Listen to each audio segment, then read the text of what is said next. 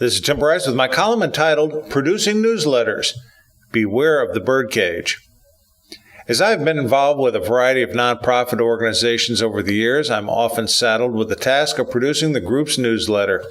Maybe it's because I know how to string a few words together and have worked with computers for more years than I care to remember.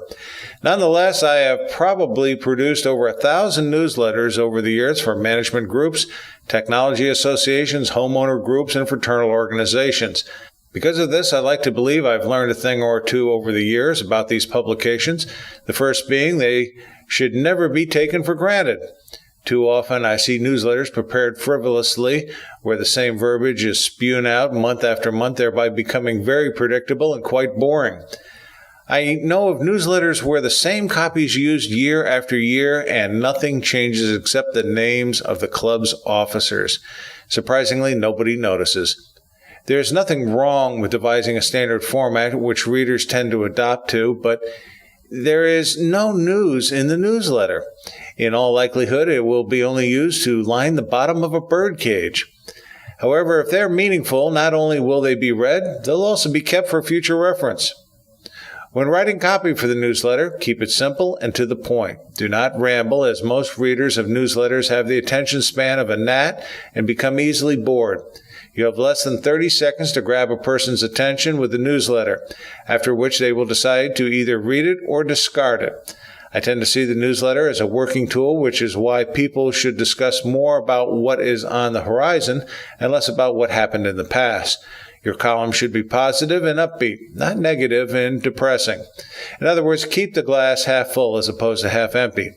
We write to communicate, not to put people to sleep. People will likely follow you if you are more optimistic.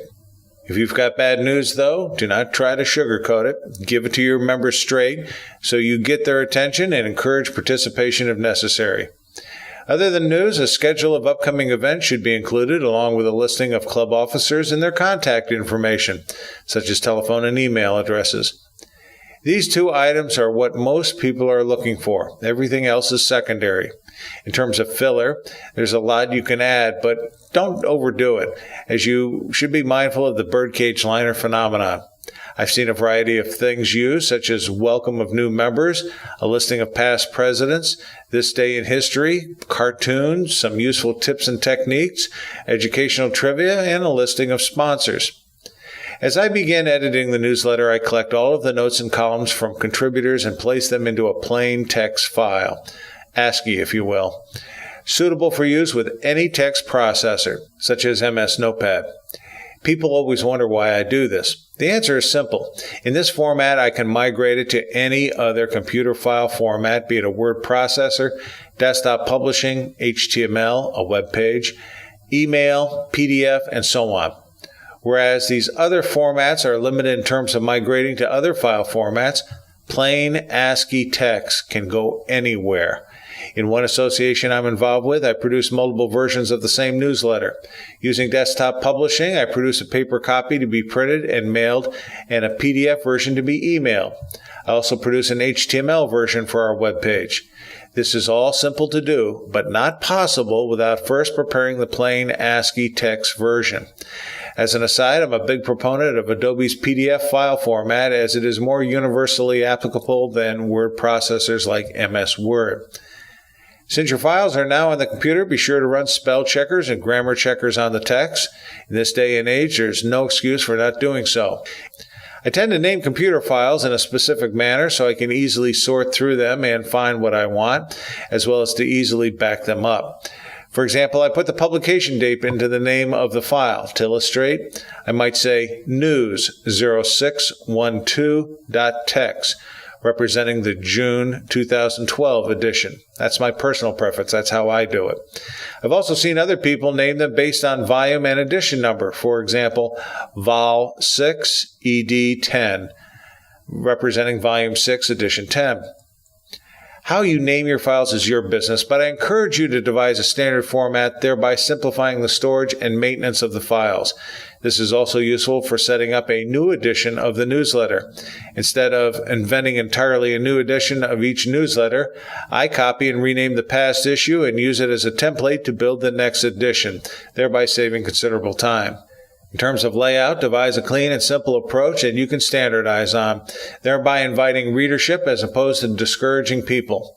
Most desktop publishing tools have standard templates for such purposes. Always be cognizant of your readership and try to accommodate people.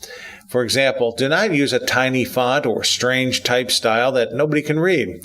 Break your text into multiple columns on a page, 2 or 3, and leave a sufficient amount of white space between columns, thereby making it easy to read. Underline or highlight keywords you want to draw attention to, but do not do so excessively as people will start to ignore it. Again, I warn publishers of newsletters, regardless of how graphically appealing your publication looks, if it doesn't say anything of substance, it will inevitably end up in the birdcage. Before you release it, though, try to get a second set of eyes to review the publication. Another person might be able to spot something you've overlooked. Although most publications today are distributed via email and web pages, there are still people who do not have access to a computer, particularly elderly members who prefer printed copies instead. This means you need an address book that can produce both mailing labels as well as a listing of email addresses. Electronic versions of the newsletter have no restrictions in terms of number of pages. However, printed versions do, as dictated by postage costs. I've seen many organizations struggle with the issue of discontinuing the printed version of the newsletter. Electronic versions are cheaper to produce, and you can do more with them, but if a sizable portion of your membership cannot access it, you will inevitably alienate them. Then again, this may become a moot point if the economics of the group cannot justify the continuation of a printed version. The question remains, though, can a simple newsletter truly impact a nonprofit organization? You betcha. First, it reflects the personality of the group. Are they tired versus stimulating, lethargic versus ambitious? Second, it gets the word out as to the plans and activities of the group. I would wager you this. Those groups without a newsletter or offer nothing more than a birdcage liner are probably the same group suffering from apathy, lack of attendance, and a decline in membership. All that is needed is someone who can string a few words together and feels comfortable around computers. Uh-oh. Now I know how I got trapped into doing all this. Friends, keep the faith. This is Tim Bryce in Palm Harbor, Florida.